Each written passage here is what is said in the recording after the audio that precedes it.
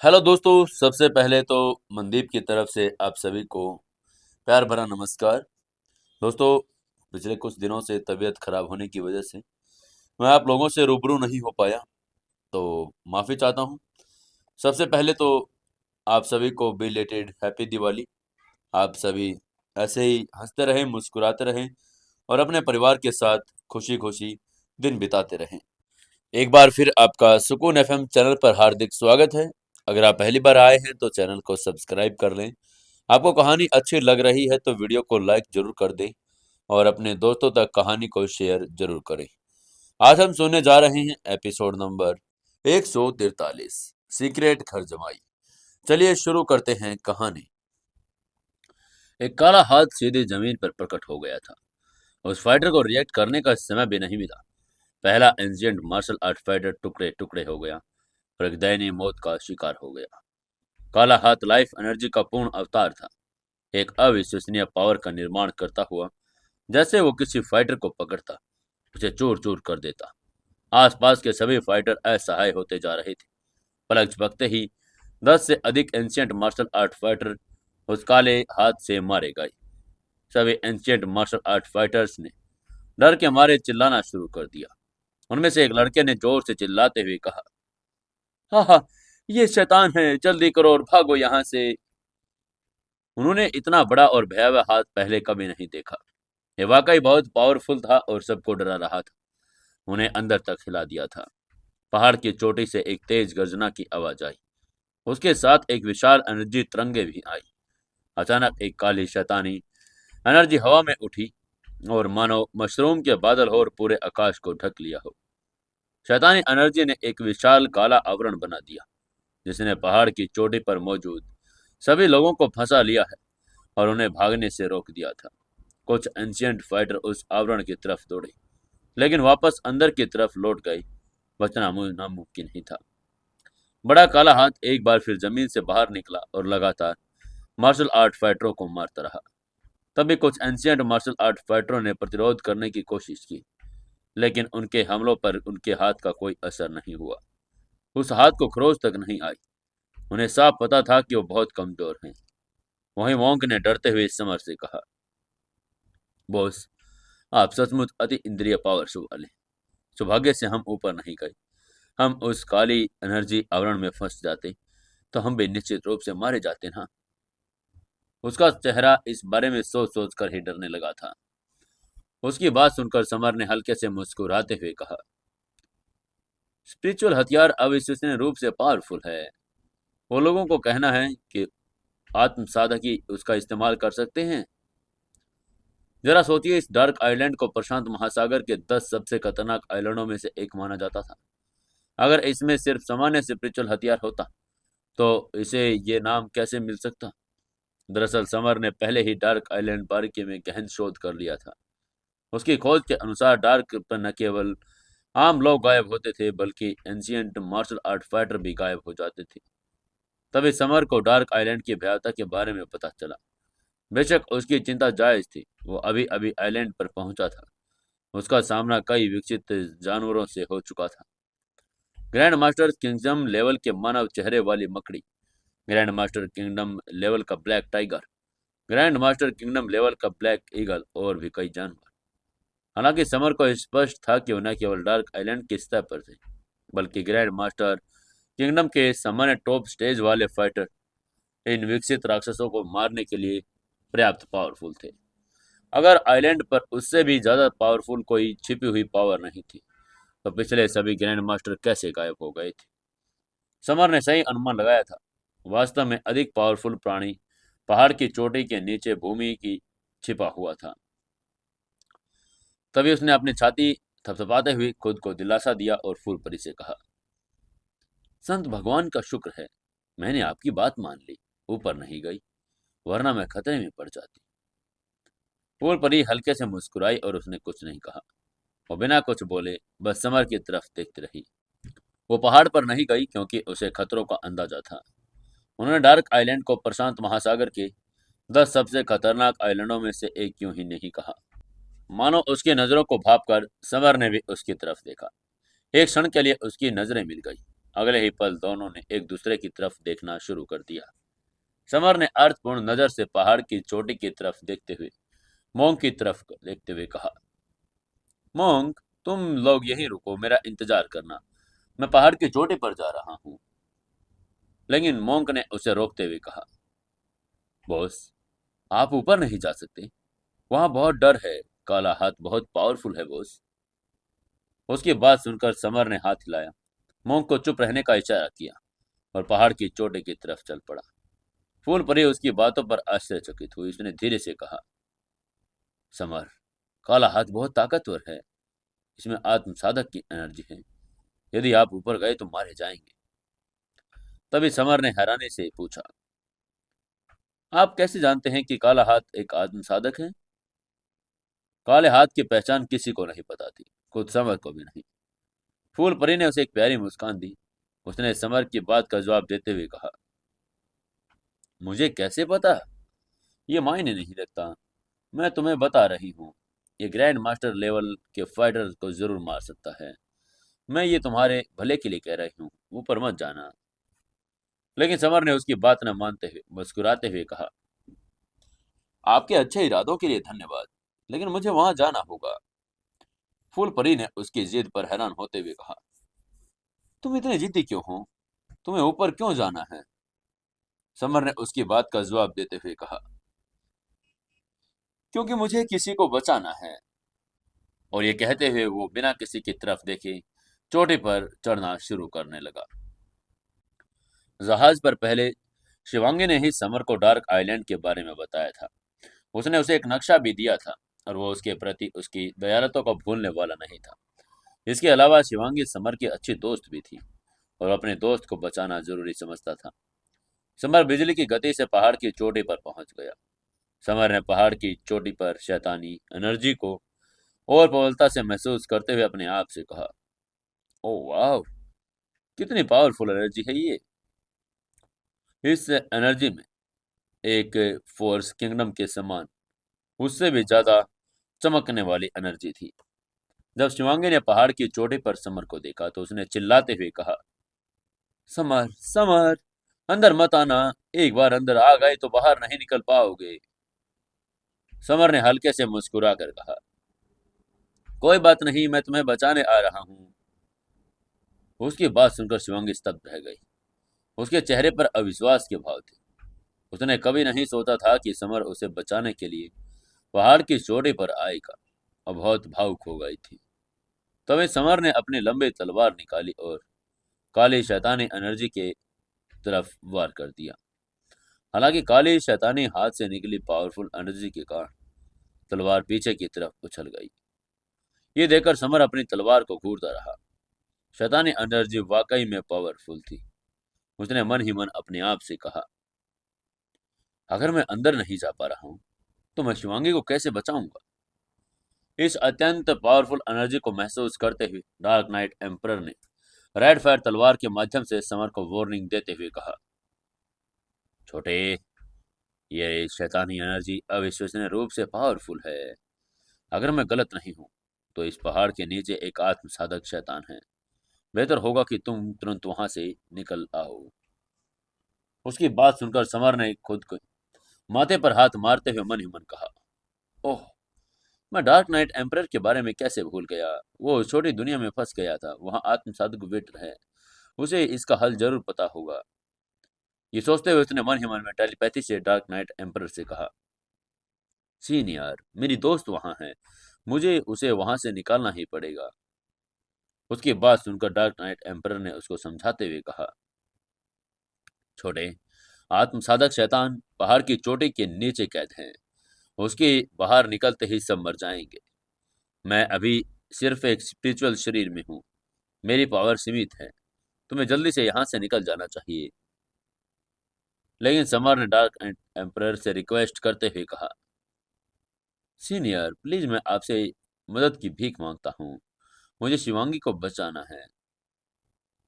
थोड़ी देर सोचने के बाद डार्क नाइट एम्परर ने कहा, छोटे, ये आत्म साधक शैतान सचमुच बहुत पावरफुल है।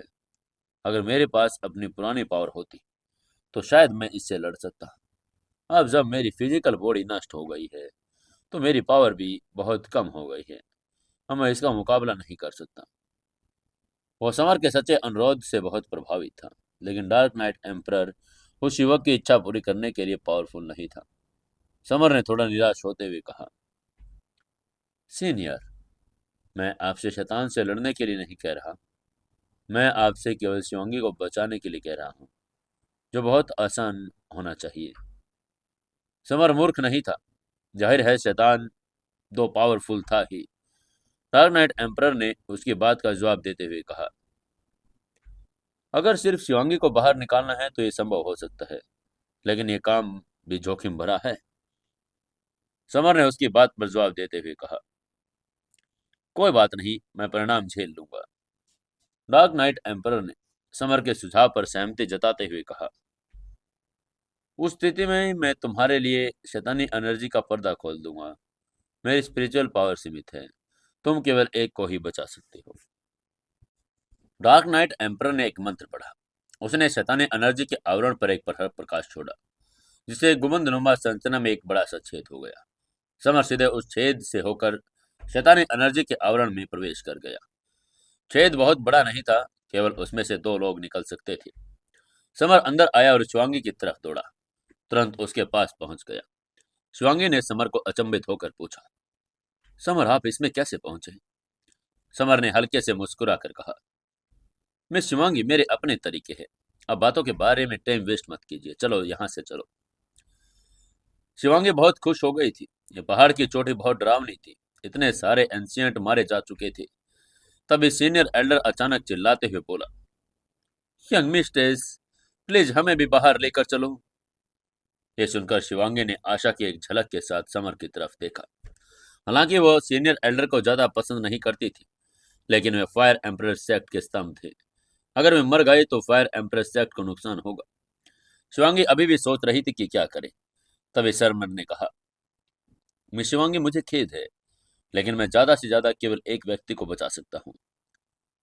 वो शिवांगी से झूठ नहीं बोल रहा था, क्योंकि डार्क नाइट एम्परर केवल एक स्पिरिचुअल हथियार था और वो दो लोगों का ही छेद बना सकता था।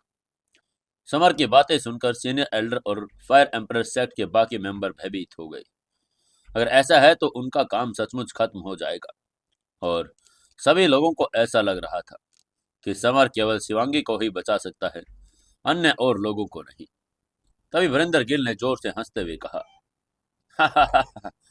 समर, चूंकि तुम यहाँ आ गए हो, इसलिए जिंदा बाहर निकलने की उम्मीद भी मत करना। वरिंदर गिल को साफ पता था कि समर सिर्फ शिवांगी को बचाने के लिए वहां आया है। वो बाकियों को बचाने का प्लान नहीं बना रहा। इसीलिए जब तब मौका है तो समर को पहाड़ की चोटी पर ही मार देना बेहतर होगा। तभी ब्लैक ब्लेड सेक्ट का यंग मास्टर दानिश भी चिल्लाया, ठीक है, ठीक है, क्योंकि हमारे जिंदा रहने की उम्मीद नहीं, चलो हम सब साथ मिलकर समर को भी मार देते हैं। उसको भी ऐसे ही नहीं जाने देने का कोई फायदा। जब वो पहाड़ के नीचे थे तो दानिश ने वरिंदर गिल को समर को मारने के लिए उकसाया था। उसे तब से एहसास नहीं हुआ था कि समर कितना पावरफुल है। उसने वरिंदर गिल का हाथ नहीं काटा। अब वो पहाड़ की चोटी पर थे, जहां हर कोई मौत का सामना कर रहा था। दानिश को एक बलि का बकरा चाहिए था और समर उसका लक्ष्य था। पिशाच सेक्ट के सेक्ट मास्टर ने भी चिल्लाते हुए कहा, हाँ हाँ, दानिश सही कह रहा है, क्योंकि हम फोर्स किंगडम से नहीं निकल सकते तो क्यों न हम मिलकर समर को मार डालें। उसे बिना किसी चोट के क्यों जाने दिया जाए। क्रांति ब्लड पिशाच सेक्ट का एक प्रतिभाशाली व्यक्ति था, जिसे सेक्ट मास्टर द्वारा बहुत महत्व दिया जाता था। तभी अचानक से तलवार मंडप, ब्लैक ब्लेड सेक्ट, पिशाच सेक्ट और अन्य सभी लोगों ने समर को घेर लिया। वो सभी उसे अभी के अभी मार देना चाहते थे। अपने सामने दुश्मनों की घनी आबादी को देखकर समर ने भौहें चढ़ाई। ये सभी लोग ग्रैंड मास्टर लिस्ट में शामिल टॉपर थे। उनकी संख्या भी बहुत ज्यादा थी। समर का पूरा चेहरा उदास हो गया। वो बस शिवांगी को बचाना चाहता था। उसे उम्मीद नहीं थी कि उसे इतने सारे दुश्मनों से लड़ना पड़ेगा जो उसे मारना चाहते हैं। अगर वो इसका इस्तेमाल करता तो शायद इन लोगों को हरा सकता था, लेकिन अपनी टोटम पावर के इस्तेमाल से होने वाले साइड इफेक्ट से वो वाकिफ था। शिवांगी भी अभी समर के पास ही खड़ी थी। वो परेशान दिखाई देने लगी थी। जाहिर है उसे इसकी उम्मीद नहीं थी। समर और बाकियों के बीच के तनाव को एक चाकू से काट सकता था। तभी अचानक पहाड़ की चोटी के नीचे एक अजीब सी आवाज आई। कितना स्वादिष्ट खून है। आवाज बहुत डरावनी थी। शब्द तो और भी ज्यादा हड्डियां कपा देने वाले थे। तभी बूम की आवाज आई और पहाड़ की चोटी जोरों से हिलने लगी। चट्टानें जमीन पर लुढ़क रही थी। धरती की पपड़ी कछुए की खोल की तरह फट रही थी। अनगिनत दरारें और दरारें चारों दिशाओं में फैल गई। तभी बिखरे बालों वाला एक राजसी अधेड़ उम्र का आदमी पहाड़ की चोटी के निचले खंडरों से रेंगता हुआ बाहर निकला। उसके पैर पहाड़ की चोटी के निचले हिस्से से जुड़े एक मोटी काली ट्रॉन जंजीर से बंधे थे, जिससे उसकी हरकतें सीमित हो गई थी। हालांकि उसके पैर बंधे हुए थे, फिर भी वह अधेड़ उम्र का आदमी बहुत पावरफुल था। एक एंशियंट मार्शल आर्ट फाइटर की मौत हो गई। शरीर मांस के एक गड्ढे में बदल गया। मौत से भी ज्यादा मृत। शरीर रक्तसार की एक बूंद में बदल गया, जिसे अधेड़ उम्र के आदमी ने सीधे सोख लिया। समर के शरीर में ड्रैगन का खून था और वह अधेड़ उम्र का आदमी अब विश्वसनीय पावर से रक्त के विशेष के रूप में संवेदनशील था। उसके बाद उसने समर की तरफ देखते हुए कहा, मुझे तुम्हारा खून पसंद है। आओ और मरने के लिए तैयार हो जाओ। अधेड़ उम्र के आदमी ने अपनी हथेली को एक बड़े से काले हाथ में बदल दिया और बेरहमी से समर के शरीर पर वार किया। समर के पास जवाब देने का ताकत ही नहीं थी। काले हाथ ने उस पर वार किया और जिससे उसका शरीर उधड़ गया। उसका शरीर शैतानी एनर्जी के आवरण से जोर से टकराया। कोंकर बैज उसके शरीर से नीचे गिरकर सामने जमीन पर गिर पड़ा। जमीन पर पड़े कोंकर बैज को देखकर आत्म साधक शैतान सदमे में आ गया। उसने हैरान होते हुए कहा, क्या क्या ये कोंकरर बैज है? आत्म साधक शैतान ने जमीन पर पड़े कोंकरर बैज पर नजर डाली और उसकी बहुत सारी यादें ताजा हो गई। उसका मन 10 साल से भी पहले समय में भटक गया। Great conqueror third master Narendra Bhardwaj की तरफ। यह वही ग्रेट कॉन्करर थी जिन्होंने दूसरे द्वारा पीछा किए जाने पर उसकी जान बचाई। उसने उन दिनों के बारे में सोचा जब उन्होंने इंडिया के सभी प्रांतों पर शासन करने की अपनी खोज में ग्रेट कॉन्करर का अनुसरण किया था। उसे यह भी याद आया कि ग्रेट कॉन्करर के अधीन 10 महान किंग थे। वो उनमें से एक था और वो सबसे प्रतिभाशाली था। बाकी सभी उसका सम्मान करते थे। तभी समर ने खांसते हुए 2 बार खून थूका। फिर वो कॉन्करर बैज की तरफ बढ़ा और उसे उठा लिया। इसके बाद आत्म साधक शैतान ने समर की तरफ देखते हुए पूछा, तुम ये तुम्हारे पास कॉन्करर बैज कैसे है? Great conqueror third master Narendra Bhardwaj से तुम्हारा क्या रिश्ता है? उसकी शैतानी आवाज गायब हो गई, बल्कि वो अनिश्चितता से भर गई थी। तभी समर ने सिर हिलाते हुए कहा, great conqueror third master Narendra Bhardwaj मेरे डैड हैं। समर की बात सुनते ही शैतान अपने घुटनों पर गिर गया और बोला, यंग मास्टर, शार्क दानव किंग आपकी सेवा में हाजिर है। उसकी बात सुनकर समर बहुत हैरान हुआ। उसकी आंखों में एक अजीब सा झटका लगा। समर के मास्टर विंड एज दानव किंग ने पहले ही समर को बताया था कि 10 महान दानव किंगों में शार्क दानव किंग सबसे प्रतिभाशाली था। उसके पास great conqueror third master Narendra Bhardwaj के समान पावर बनाने की सबसे अधिक संभावना थी। Great conqueror third master Narendra Bhardwaj ने भी शार्क दानव किंग की अमेजिंग प्रतिभा की प्रशंसा की थी। हालांकि जब से great conqueror third master Narendra Bhardwaj ने कंचनजंगा में प्रवेश किया, शार्क दानव किंग सबसे पहले गायब हो गया था। उस समय समर के मास्टर विंड एज दानव किंग ने इंडिया में हर जगह खोज की, लेकिन वो शार्क दानव किंग को नहीं ढूंढ पाए थे। इसलिए आश्चर्य की बात नहीं थी कि उन्हें ढूंढा जा सकता था, क्योंकि वो तो एक आइलैंड पर चले गए थे।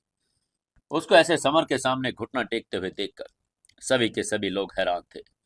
उन्होंने आपस में बातें करना शुरू कर दी। एक आदमी ने कहा, क्या क्या यह आत्म साधक शैतान समर के सामने घुटने टेक गया?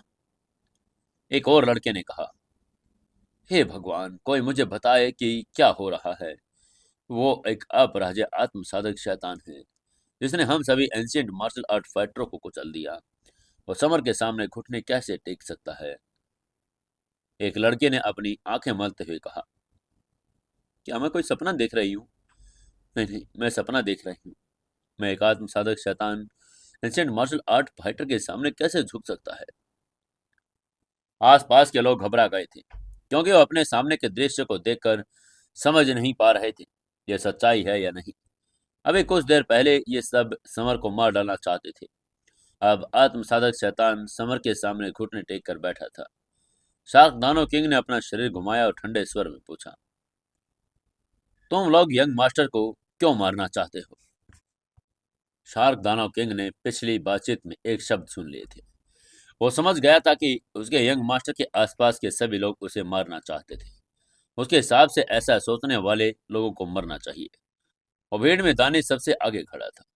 वो शरीर से जोर जोर से कांप रहा था। अभी कुछ देर पहले वो समर को मारने का सबसे जोरदार समर्थक था। तभी शार्क दानव किंग ने अचानक अपना दाहिना हाथ ऊपर उठाया और उसका हाथ तुरंत 10 मीटर के काले लंबे हाथ में बदल गया, जो आकाश को ढक रहा था। एक विशाल एनर्जी का प्रतीक था और उसने तुरंत दानिश पर हमला कर दिया। बड़े काले हाथ के प्रहार से दानिश का शरीर फट गया। मांस और हड्डियों के लाखों टुकड़े हो गए और वो हवा में गायब हो गया। दानिश की तत्काल मौत को देखकर ब्लैक ब्लड सेक्ट के सदस्यों की सारी उम्मीदें टूट गई।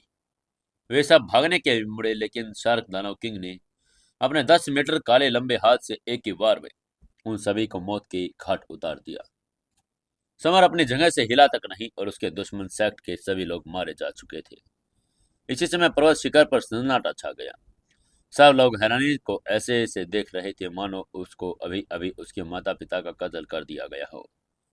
तभी वीरेंद्र गिल ने घबराहट में चिल्लाते हुए कहा, समर, उसे रोकने के लिए कहो। क्या तुम चाहते हो कि वो सबको मार डाले? जाहिर है वो आत्म साधक शैतान का अब कोई मुकाबला नहीं कर सकता। अगर उसने कुछ भी करने की कोशिश की तो दानिश की तरह उसकी भी मौत हो जाएगी। सिर्फ समर ही शैतान को रोक सकता था, इसलिए उसने समर को धमकी दी। अगर वो शैतान उसे मार देगा तो एंशिएंट मार्शल आर्ट फाइटर को मार डालना पड़ेगा। खबर फैलते ही Samar powerful ancient martial art fighter पावरों में समर के पीछे पड़ जाएगी। समर ने हल्के से मुस्कुराते हुए कहा, वरिंदर गिल, ये तुम ही थे जो मुझे मारना चाहते थे। मुझे ये पसंद नहीं, इसलिए शायद बेहतर होगा कि तुम मर जाओ। शार्क दानव किंग, इस घमंडी बूढ़े को मार डालो। उसकी आवाज में खतरनाक किलिंग इंटेंट था। उसकी बात सुनकर शार्क दानव किंग ने तुरंत एक बार फिर से अपना हाथ घुमाते हुए सम्मान के साथ कहा, जी यंग मास्टर। तुरंत एक 10 मीटर लंबा काला हाथ वीरेंद्र गिल के सिर पर ऊपर था। वीरेंद्र गिल ने काले हाथ के हमले से बचने के लिए अपने शरीर की सारी ताकत जुटा ली। अगर वो काला हाथ एक बड़ा पत्थर था तो वो एक अंडे के जैसा था। वैसे ही बड़ा काला हाथ वीरेंद्र गिल के शरीर पर टूट पड़ा। बिना देरी किए उसका शरीर टुकड़ों में फट गया। मांस और खून एक कुंड में और उसकी एक हड्डी तक नहीं बची। न केवल वीरेंद्र गिल का शरीर टुकड़ों में बिखर गया, बल्कि उसकी फायर फिश तलवार भी लाखों टुकड़ों में टूट गई थी। तभी चार और धमाकों के साथ ताकतवर मंडप के बाकी तलवारबाज भी टुकड़े टुकड़े हो गए। एक लड़के ने तभी अपनी आंखें छेड़ते हुए कहा, अरे, मैं ये क्या देख रहा हूँ? वीरेंद्र गिल मारा जा चुका है। वो ग्रैंड मास्टर सूची में 15वें स्थान पर था।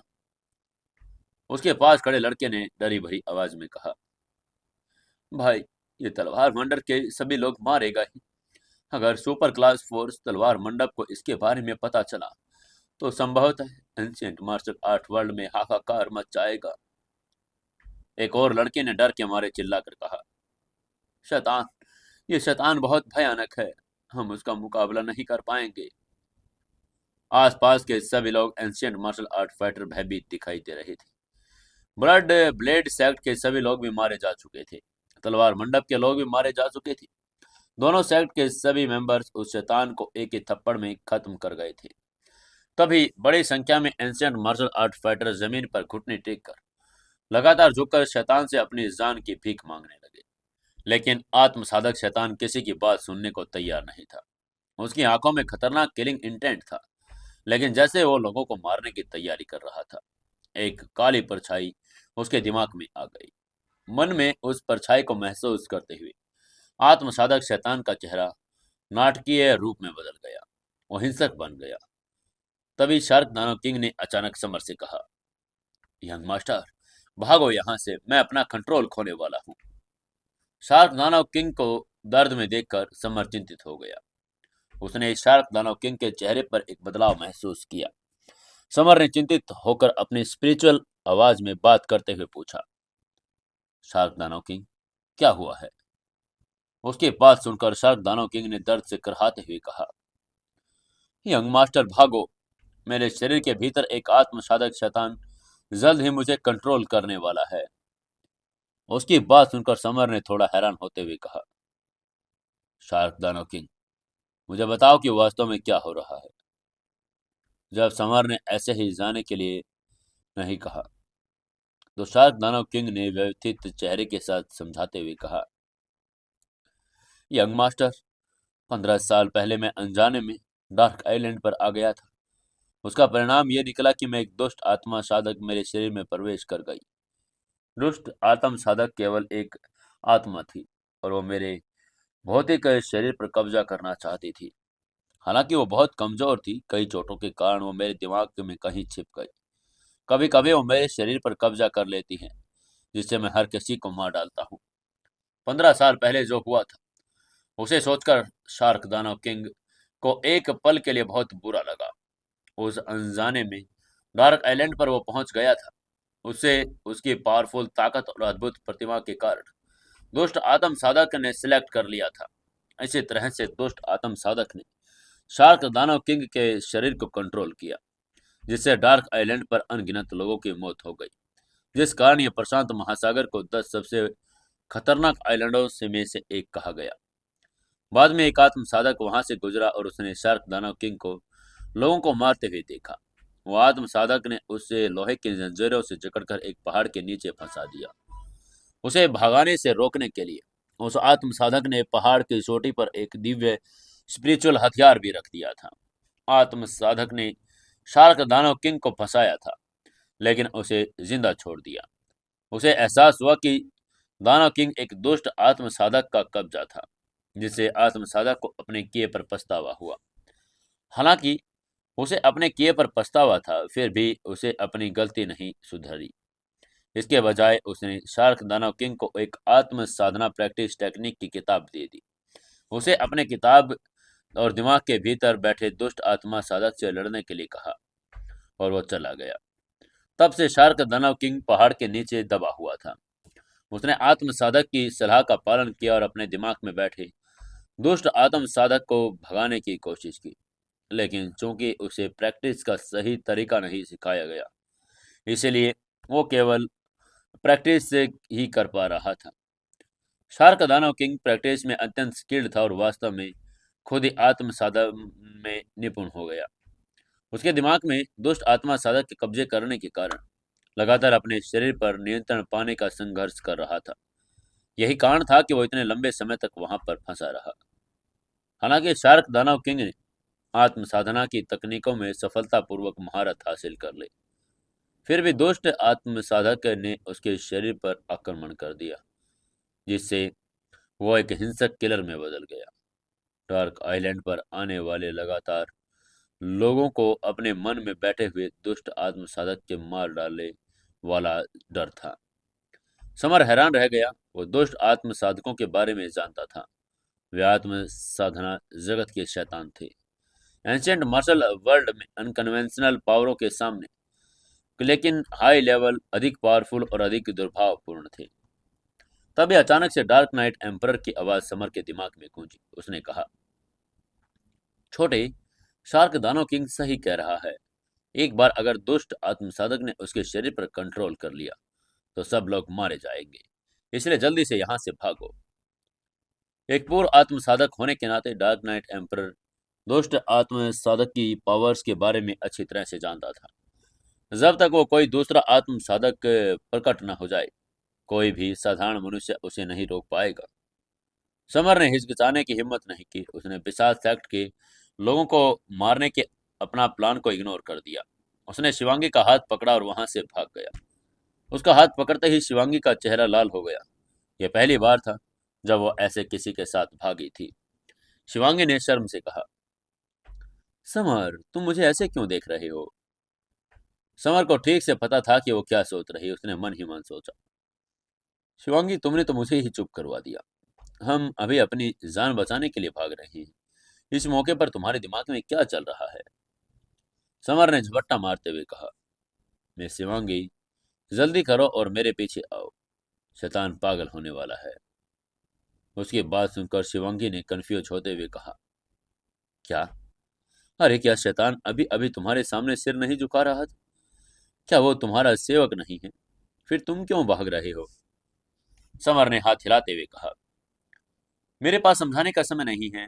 असल में बात यह है कि वो मेरे अब कंट्रोल में नहीं है, इसलिए हमें यहाँ से जाना चाहिए। शिवांगी ने समर के स्वर पर गंभीरता से भांपते हुए कहा, ठीक है, चलो चलें। ये बुरी बात थी कि कुछ अविश्वसनीय रूप से घातक घटित होने वाला था। उन्हें भागता हुआ देखकर फायर एम्परर सेक्ट के सीनियर एल्डर को खतरे का आभास हुआ। वो जानता था कि नॉर्मल सिचुएशन में समर का भागना असंभव था। फायर एम्परर सेक्ट के सीनियर एल्डर ने जोर से चिल्लाते हुए कहा, जल्दी से भागो, यहाँ खतरा है। पिशाच सेक्ट के लोग समर और फायर एम्परर सेक्ट के लोगों की गतिविधियों पर नजर रख रहे थे। उन्हें नीचे भागते हुए देखकर वो भी पीछे चल पड़े। हालांकि पिशाच सेक्ट अनकन्वेंशनल था, फिर भी वो बहुत चतुर थे। खतरे की जरा भी आशंका होते ही उन्होंने समर का पीछा करना शुरू कर दिया। शार्क दानव किंग ने समर के भागने के लिए अंतिम क्षण में अपना फोर्स किंगडम को हटा दिया। फोर्स किंगडम के हटते ही समर ने शिवांगी को अपनी जान बचाने के लिए अपने साथ ले लिया। बाकी ancient martial art fighter react करने में धीमे थे। उन्हें अब जाकर अपनी स्थिति का एहसास हुआ। तभी एक एंशिएंट मार्शल आर्ट फाइटर को अचानक उसने चिल्लाते हुए कहा, सब भागो, बहुत खतरा आने वाला है। उसकी आवाज सुनते ही बाकी फाइटर भी डर के मारे चीखते हुए भागने लगे। लेकिन बहुत देर हो चुकी थी, बहुत ही ज्यादा देर। शार्क दानव किंग अब दुष्ट आत्मा साधक के कंट्रोल से पूरी तरह से आ गया था। उसकी आंखें खून की सी लाल हो गई थी। उसने उसके पूरे शरीर में शैतानी एनर्जी निकलने लगी थी। तभी शार्क दानव किंग ने एक डरावनी और खूनी आवाज में कहा, कितना स्वादिष्ट खून है, तुम सब मरने वाले हो। उसने अपना दाहिना हाथ आगे बढ़ाया और 10 मीटर विशाल का हाथ में बदल दिया। तभी पहला इंस्टेंट मार्शल आर्ट फाइटर जिसने भागने की कोशिश की थी और तुरंत टुकड़े टुकड़े हो गया। उसका शरीर मांस और खून से लथपथ हो गया और वो चीख भी नहीं पाया। इस भयावह सीन को देखकर बाकी सभी एंशिएंट मार्शल आर्ट फाइटर डर के मारे चीखने लगे और चारों दिशाओं में भागने लगे।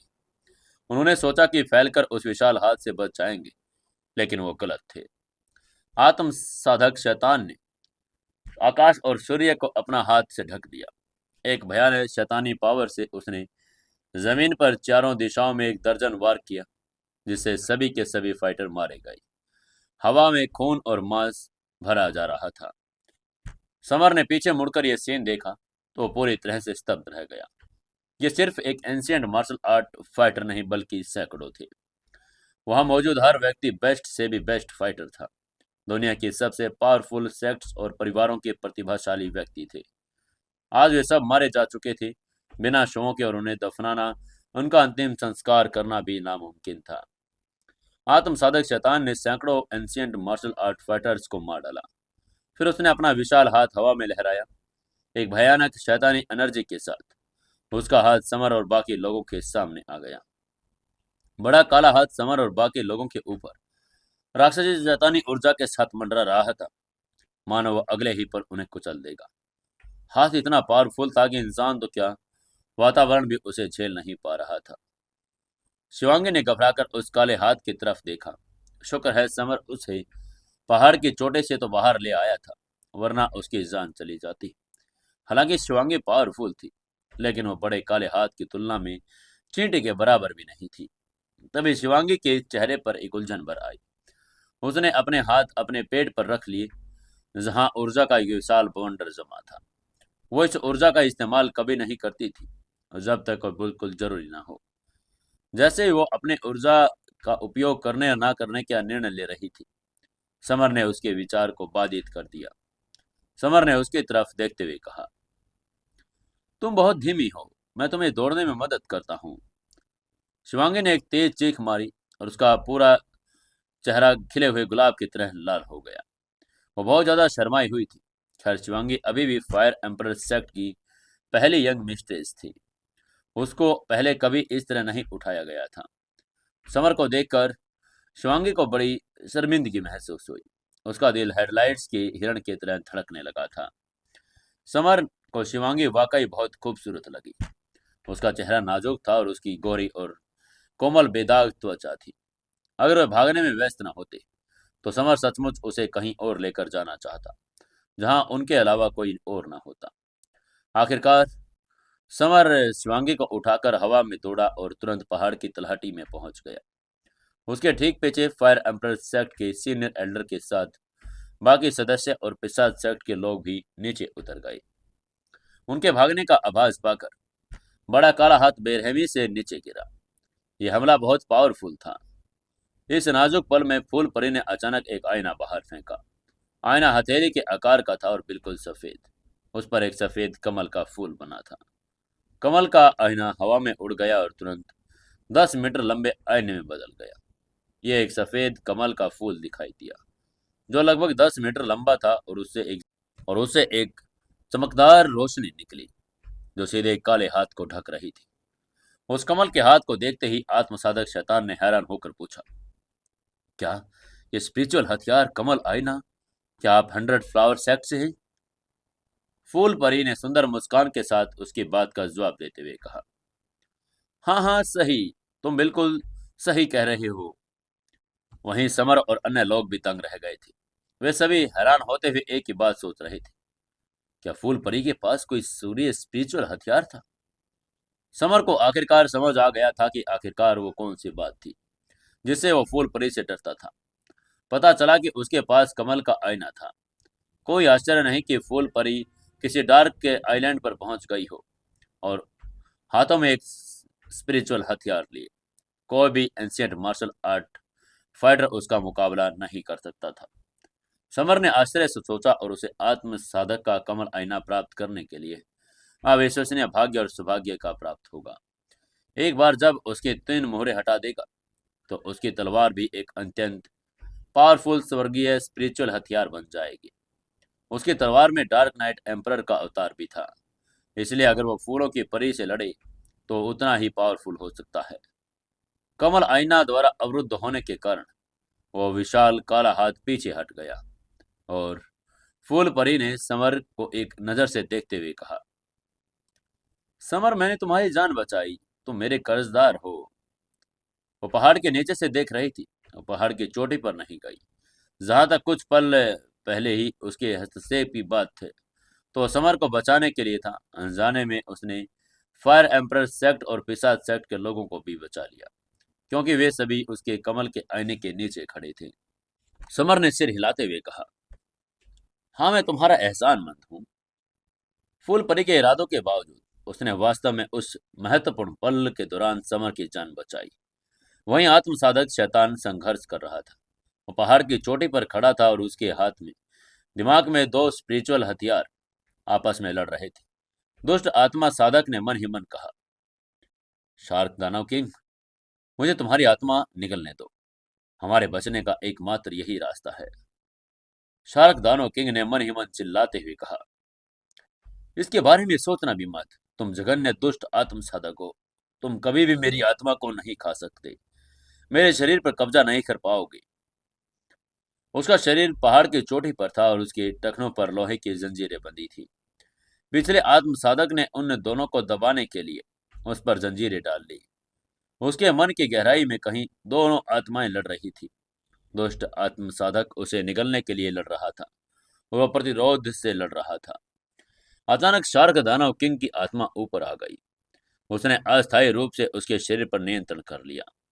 तभी शार्क दानव किंग ने तुरंत पहाड़ की चोटी से स्वर्गीय स्पिरिचुअल हथियार निकाला और उसे समर की तरफ फेंक दिया। उसे इस मौके का इस्तेमाल समर को फायदा पहुंचाने के लिए करना था।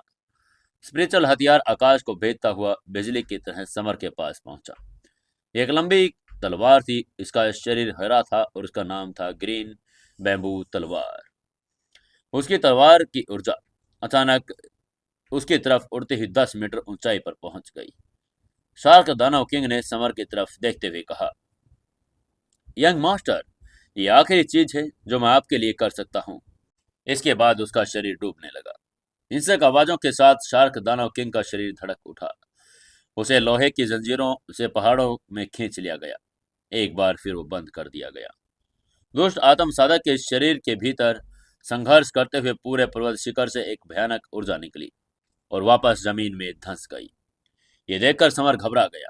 उसने जल्दी से डार्क नाइट एम्परर से बात की और पूछा, सीनियर, मैं शार्क दानव किंग को कैसे बचाऊं? वो डार्क नाइट एम्परर से बात कर रहा था। समर जानता था कि वही वो व्यक्ति है जो उसकी मदद कर सकता है। आगे से डार्क नाइट किंग ने उसकी बात का जवाब देते हुए कहा, छोटे, तुम शार्क दानव किंग को केवल तभी बचा सकते हो जब तुम हेवन किंगडम के मास्टर बन जाओगे, नहीं तो तुम सील नहीं तोड़ सकते। समर थोड़ा निराश होकर पूछा, सीनियर, क्या आप भी अभी उसकी मदद नहीं कर सकते? डार्क नाइट एम्परर ने उसकी आवाज में थोड़ी निराशा के साथ कहा, अगर भौतिक शरीर क्षतिग्रस्त नहीं होता तो मैं उसे बचा सकता था, लेकिन मेरा भौतिक शरीर पहले ही क्षतिग्रस्त हो चुका है। अब मुझ में इतनी ताकत नहीं कि मैं वहां पर जाकर उसे बचा लूं। वो एक वाजिब तरीके से परेशान था। डार्क नाइट एम्परर 100 साल पहले एंशियंट मार्शल आर्ट वर्ल्ड में प्रवेश करने वाला पहला व्यक्ति था। वो कभी एंशियंट मार्शल वर्ल्ड का शासक भी रहा था। समर ने पहाड़ की चोटी की तरफ देखकर चिल्लाते हुए कहा, शार्क दानव किंग, चिंता मत करो, मैं तुम्हें वहां से निकाल लूंगा। समर ने हेवन किंगडम तक पहुंचने की प्रैक्टिस करने की कसम खाई। उसने शपथ ली कि वो उसके बाद डार्क नाइट लौटकर शार्क दानव को बचा लेगा। शार्क दानव किंग का कमजोर जंजीरों से बंधा हुआ शरीर, वो अभी अपने मन में दुष्ट आत्म साधक से जूझ रहा था। इसलिए शार्क दानव किंग ने उसकी बात का जवाब देते हुए कहा, यंग मास्टर, मैं आपका इंतजार करूंगा। पूरा डार्क आइलैंड शांत हो गया। समर आगे की तरफ बढ़ा और उसने स्वर्गीय स्पिरिचुअल हथियार को अपने हाथों में ले लिया। ये एक लंबी हरी तलवार थी, 2 अंगुल चौड़ी और 3 फुट लंबी। इस पर हरे बांस का लोगो बना हुआ था। जैसे ही समर ने उसे हल्के से हिलाया, तलवार से एक तेज तलवार ऊर्जा निकली। तलवार की ताकत वहां पर उछली और पूरे 10 मीटर लंबी आकाश को चीरती हुई जमीन को हिलाने लगी। तभी उसे फूल परी की आवाज सुनाई दी। उसने थोड़ी ऊंची आवाज में कहा, समर, मैंने तुम्हारी जान बचाई। तुम ये लंबी तलवार मुझे देकर मेरा एहसान चुका सकते हो। उसकी बात सुनकर समर हल्का सा झिझका। उसकी आंखें निराशा से चमक उठी। यह एक स्वर्गीय स्पिरिचुअल हथियार था। तभी फूल परी ने खूबसूरती से मुस्कुराते हुए आगे आकर कहा, समर, आपका मुख्य सार फायर तकनीक का है। हरी बांस की तलवार वोडर तकनीक का स्पिरिचुअल हथियार है।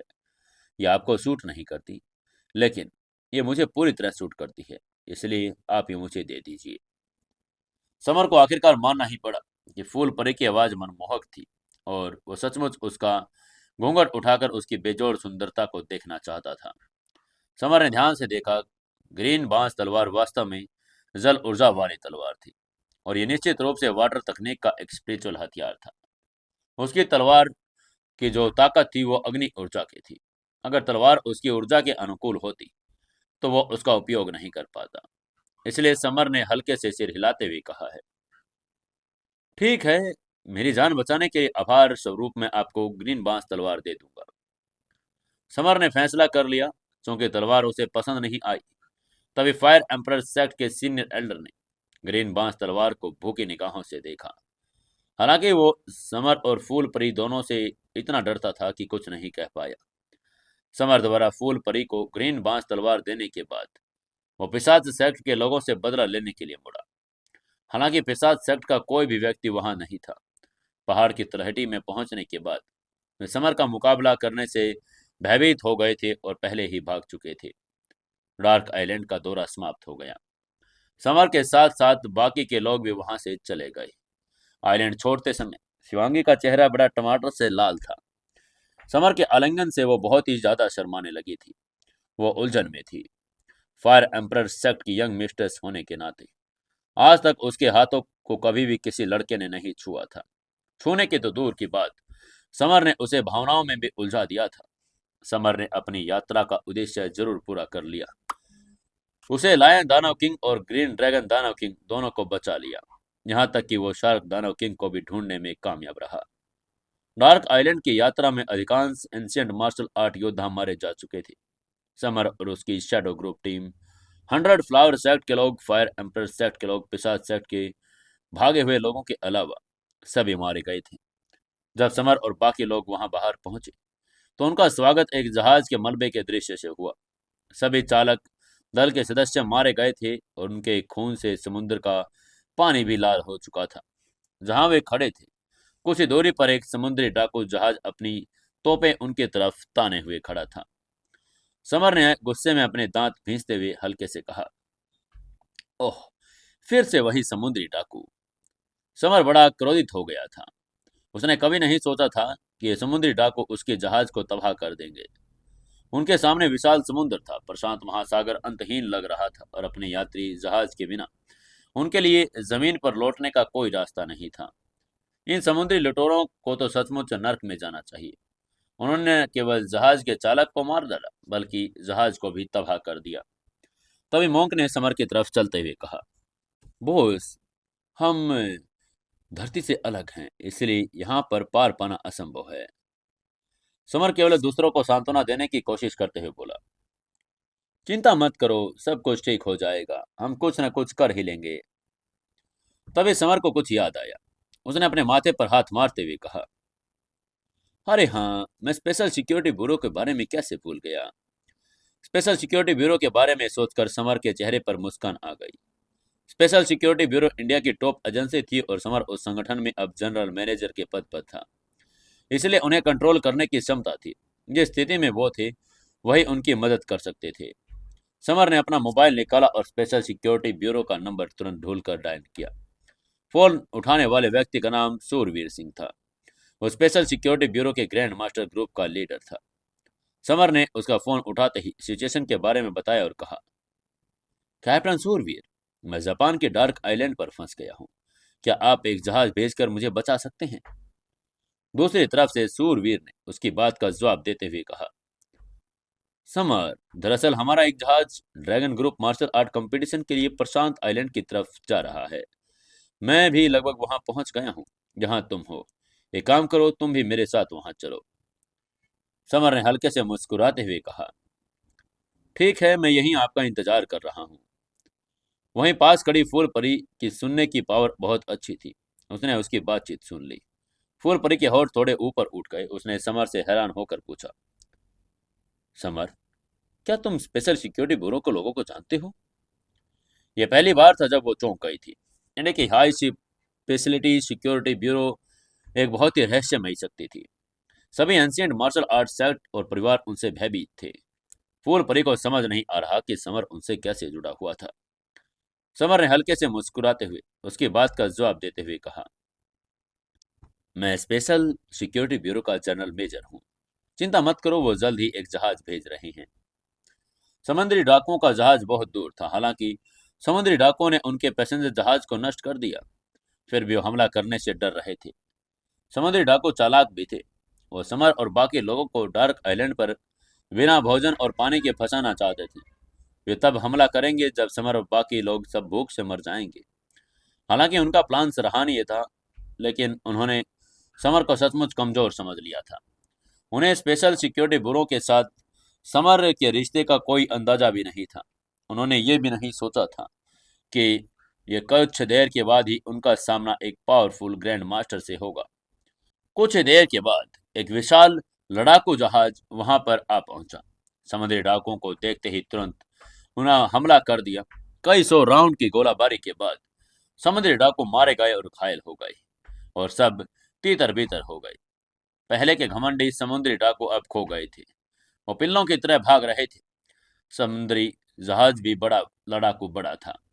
उनके पहले पैसेंजर जहाज से 3 गुना बड़ा। उसमें 2 हेलीकॉप्टर भी थे। एक शानदार और भालू जैसा अधेड़ उम्र का आदमी जहाज के आगे खड़ा था और उसका पूरा शरीर एक पावरफुल एनर्जी निकाल रहा था। उस अधेड़ उम्र का आदमी का नाम कैप्टन सूरवीर सिंह था। Captain Surveer Singh grand master level का एक बहुत पावरफुल फाइटर था। सूरवीर सिंह ने मुस्कुराते हुए समर की तरफ देखा और दूर से ही कहा, समर, हम आखिरकार फिर से मिल गए। हालांकि वो शानदार ढंग से मुस्कुरा रहा था, उसकी आंखें चमक रही थी और उसके कदमों की ताकत थी। उसमें एक अविश्वसनीय रूप से एनर्जी छोड़ना, अलग नजरअंदाज करना असंभव था। हालांकि सूरवीर सिंह भी हैरान था। समर की अलौकिक उपस्थिति देखकर वो चुप रह गया। समर ने हमेशा ही उसे अप्रत्याशितता का एहसास दिलाया था। समर ने मुस्कुराते हुए अपने होठों को मोड़ते हुए कहा, हाँ, हम फिर से मिल गए हैं। उसके सूरवीर सिंह के बारे में अच्छी धारणा थी, क्योंकि जब सूरवीर सिंह ने समर को स्पेशल सिक्योरिटी ब्यूरो में भर्ती किया तो उस व्यक्ति ने सीधे जनरल मेजर का पद दे दिया। उसके लिए दुनिया भर में काम करना बहुत आसान हो गया था। सूरवीर सिंह ने हल्के से मुस्कुराते हुए समर की तरफ देखते हुए कहा, समर, हमारा जहाज dragon group ancient martial art competition में भाग लेने के लिए प्रशांत आइलैंड की तरफ जा रहा है। इस बार आपको मदद करनी होगी और हमारे साथ आना ही होगा। समर ने सहमति में सिर हिला दिया। सूरवीर सिंह ने पहले ही उसे फोन पर बता भी दिया था। बेशक समर वहां से बाहर जाना चाहता था। वो पर्पल बैट दानव किंग को ढूंढना चाहता था। लायन दानव किंग ने उसे पहले ही प्रशांत आइलैंड पर पर्पल बैट दानव किंग के ठिकाने के बारे में बताया था। उसका पीछा किया जा रहा था। पर्पल बैट दानव किंग 10 महान दानव किंगों में से एक था। उन सभी में सबसे फुर्तीला भी था। समर के प्रशांत आइलैंड जाने के लिए राजी होता देखकर सूरवीर सिंह बहुत खुश हो गया। वो समर के पावर के बारे में अच्छे से जानता था। वो सोच रहा था कि अगर समर कंपटीशन में आ गया तो कितना अच्छा होगा। सूरवीर सिंह ने मुस्कुराते हुए बाकी लोगों से कहा, देवी और सज्जनों, हमारा लड़ाकू जहाज प्रशांत आइलैंड की तरफ बढ़ रहा है। आप सभी का हमारे जहाज पर स्वागत है। आपको हमारे साथ चलना पड़ेगा। अगर आप हमारे साथ नहीं आना चाहते तो यहीं रुक सकते हैं। जापान से आने वाले बचाव जहाज का इंतजार भी कर सकते हैं। उसकी बात सुनते ही फूल परी ने सिर हिलाया। वो प्रशांत आइलैंड नहीं जाना चाहती थी। वो वापस अपने 100 फ्लावर सेक्ट लौटना चाहती थी।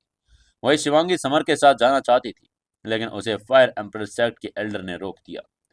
अंततः समर अपनी शैडो ग्रुप टीम योशिको सातो और 2 दानव किंग प्रशांत आइलैंड की तरफ जाने वाले लड़ाकू जहाज पर सवार हो गए। बाकी वहीं पर रुक गए।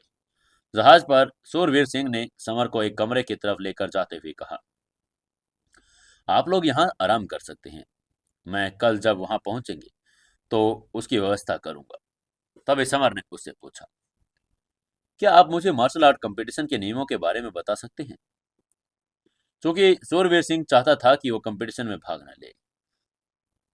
उसकी बात का जवाब देते हुए सूरवीर सिंह ने हल्के से मुस्कुराते हुए कहा, एंशिएंट मार्शल आर्ट कंपटीशन पूरे ड्रैगन समूह की शक्तियों के लिए आयोजित किए जाने वाला कंपटीशन है। Bharat, Korea, Thailand, Philippines, Japan और कई देश यहाँ पर आने वाले हैं। इसके नियम बिल्कुल सामान्य हैं। कुल 3 मैच हैं। पहला एलिमिनेशन राउंड। इसमें बाधाएं होंगी। जो भी इन बाधाओं को पार करेगा वो अगले राउंड में जाएगा। ये कहने के बाद सूरवीर सिंह ने गहरी सांस ली, फिर मुस्कुराते हुए आगे कहा, दूसरा राउंड सीढ़ी आधारित है, इसलिए प्रतियोगियों का चयन लॉटरी प्रणाली के माध्यम से किया जाएगा। और तीसरा और आखिरी राउंड कंपटीशन आधारित है। हर एक देश एक एंशिएंट मार्शल आर्ट फाइटर दूसरे देश के योद्धाओं के साथ मुकाबला करेंगे और इस राउंड के विजेता को ड्रैगन ग्रोथ से सम्मानित किया जाएगा। उसके मुंह से ड्रैगन ग्रास का नाम सुनकर समर दंग रह गया। ड्रैगन ग्रास एक बड़ी ही दुर्लभ जड़ी बूटी थी। जीवन ऊर्जा वाला अमृत बचाने के लिए प्रशिक्षित किया गया था। पिछले बार 3 महत्वपूर्ण जड़ी बूटियों की अनुपस्थिति के कारण शिवांगी के पिता का जीवन केवल 1 महीने ही बढ़ पाया था। अगर समन ड्रैगन ग्रास प्राप्त कर ले, स्वर्ग के फूल और ज्वाला के फल दोनों का इंतजाम कर ले, तो वास्तविक जीवन ऊर्जा वाला अमृत बना लेगा और शिवांगी के डैड को भी बचा लेगा। समर ने पहले ही शिवांगी से वादा किया था कि वो उसके पिता को बचाएगा। ये एक मर्द की जुबान थी और जिसे पूरा करना ही था। बेशक एंशिएंट मार्शल आर्ट कंपटीशन में भाग लेने के अलावा वो पर्पल बैट दानव राजा को भी बचाना चाहता था। वहीं सूरवीर सिंह ने उसे नियमों की जानकारी देने के बाद समर और उसके साथियों को आराम करने के लिए छोड़ दिया। सूरवीर वहां से गया ही था, तभी समर ने अपना मोबाइल निकाला, कियारा को फोन किया। वो पहले आइलैंड छोड़ने के बाद सीढ़ी वापस लौटने की भी योजना बना रहा था, लेकिन जब सूरवीर ने उससे मदद मांगी तो वहां से बिछड़ गया। उसने कियारा का फोन किया और कियारा ने तुरंत फोन उठा लिया। उसकी तीखी आवाज फोन पर गूंजी, जहान तुम इतने दिनों से बाहर हो, वापस क्यों नहीं आ रहे? कियारा का चिंतित स्वर सुनकर समर भावुक हो गया। समर ने कहा, हानि मुझे आए हुए अभी कुछ ही दिन हुए हैं, क्या तुम्हें मेरी याद आ रही है? कियारा ने कहा, नहीं, मैं तुम्हें कभी भूल ही नहीं सकती, याद करने वाली कौन सी बात है? उसकी बात सुनकर समर मुस्कुराया। उसने छेड़ते हुए आगे कहा, बेबी तुम झूठ बोल रही हो, मैंने कल रात तुम्हारा सपना भी देखा, उसमें तुम मुझे बहुत मिस कर रही थी। रुको, अगर तुम चाहो तो मैं वापस आऊं और तुम्हें एक किस करूं। उसकी बात सुनकर कियारा का चेहरा लाल हो गया।